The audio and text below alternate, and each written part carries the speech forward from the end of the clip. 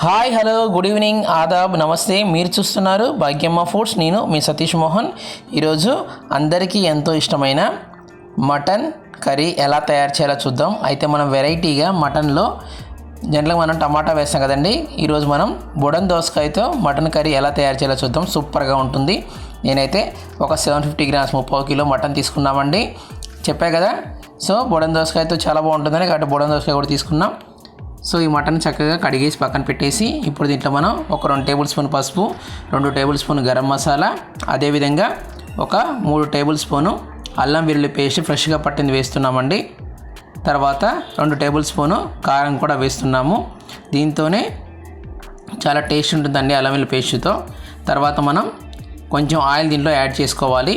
So దాన్ని పక్కన పెట్టేసి ముందైతే మనం గిన్నె తీసుకున్నాం, కుక్కర్ అనేది. దాంట్లో మనం ఆయిల్ పోసుకున్నాం. ఆయిల్ వేడైందండి. ఇప్పుడు దీంట్లో పచ్చిమిర్చి వేస్తున్నాం.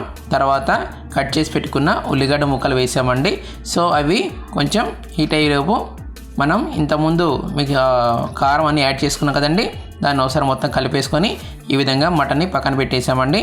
సో ఇక్కడ చక్కగా ఇది హీట్ అయిపోయిందండి. పచ్చిమిర్చి అవన్నీ కూడా చక్కగా మగ్గాయి. ఇప్పుడు దీంట్లో మనం ఇంతకుముందు తీసుకున్న మటన్ ముక్కల్ని దీంట్లో వేసుకుందామండి. సో మటన్ ఎవరికైతే ఫేవరెట్ ఐటమో కామెంట్ సెక్షన్లో తెలియజేయండి ఫ్రెండ్స్. చూసారు కదా, మటన్ వేసుకున్నాం కదా. మటన్ వేసుకున్న తర్వాత ఈ మొత్తాన్ని ఒకసారి కలుపుకోవాలి. చికెన్ కన్నా మటన్ అనేది ది బెస్ట్ అండి. ఎందుకంటే చికెన్ అనేది హీట్ అంటాం కదా, కాకపోతే మనకు ఫస్ట్ నుంచి కూడా చికెన్ బాగా అలవాటు అయిపోయింది. That is secondary, right, okay అండి. తర్వాత దీంట్లో కొత్తిమీర యాడ్ చేసుకున్నామండి. కొత్తిమీర యాడ్ చేసుకున్న తర్వాత కూడా మళ్ళీ ఒకసారి దీన్ని కలుపుకోవాలి. ఓకే అండి, ఇలా కలుపుకున్నాం కదా. చక్కగా ఒక ఫ్యూ మినిట్స్ అంతే ఉడికించుకోవాలండి. మళ్ళీ ఒకసారి దీన్ని కలిపేసాము. ఇప్పుడు దీంట్లో మనం ఎసర కోసం వాటర్ యాడ్ చేసామండి.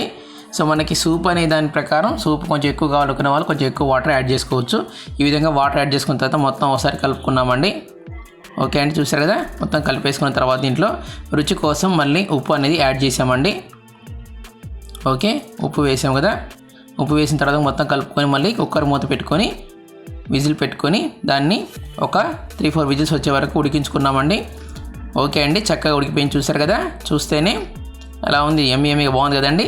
ఇప్పుడు మనం ఏం చేస్తున్నాం, లాస్ట్లో మనకి ఒకసారి కూర చక్కగా ఉడికించిన తర్వాత ఇప్పుడు దీంట్లో మనం బుడన్ దోసకాయలు వేస్తున్నాం. ఎందుకంటే ముందే వేయకూడదండి.